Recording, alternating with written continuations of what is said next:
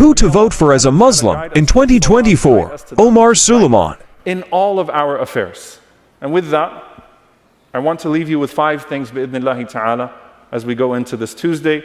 Number 1, the definition of our community needs to change to include our global community. To speak of American Muslims as if what they do only affects them, or that their interests are to be spoken about in isolation, is a flagrant violation of the concept of an ummah that Allah subhanahu wa ta'ala has given to us from the Quran and the Sunnah of the Prophet sallallahu alaihi wasallam.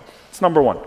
Number 2, when you're a part of that community, when you're a part of my community, you're a part of my community no matter how much I disagree with you. And so your sanctity as a Muslim, in your honor, in your dignity, is still just as sacred as any other moment in our existence. So I still love you even when I'm mad at you, and I hope that we get to Jannah together. That's the spirit of a community, inside, outside.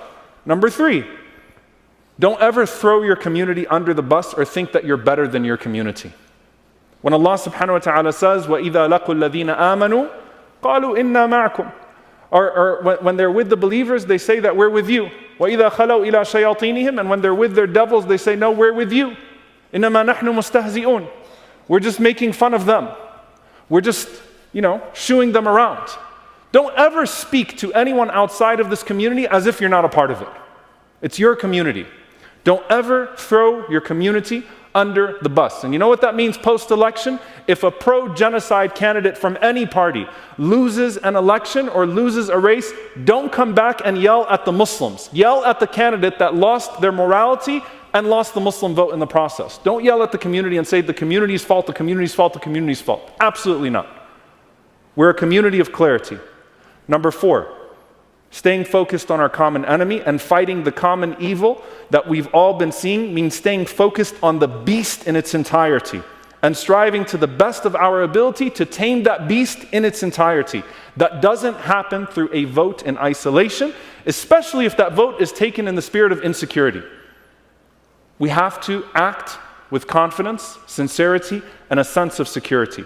Number 5, Allah is always in charge. He's in charge on November 4th. He's in charge on November 5th. He's in charge on November 6th. You get the point. Allah subhanahu wa ta'ala is always in charge. إِنَّهُ لَا يَذِلُّ مَنْ وَالَيْتَ وَلَا يَعِزُّ مَنْ عَدَيْتَ. No one who Allah befriends will be humiliated. No one who Allah takes as an enemy will be honored. Therefore, we cannot seek power or dignity through any candidate. We seek it through our Creator alone. And we act with a sense of confidence in that process. Alhamdulillah, whatever Allah throws our way, there's an opportunity for us, individually and as a community, to internalize that and to find our path back to Jannah bi'idhnillahi ta'ala. May Allah guide us to what's right.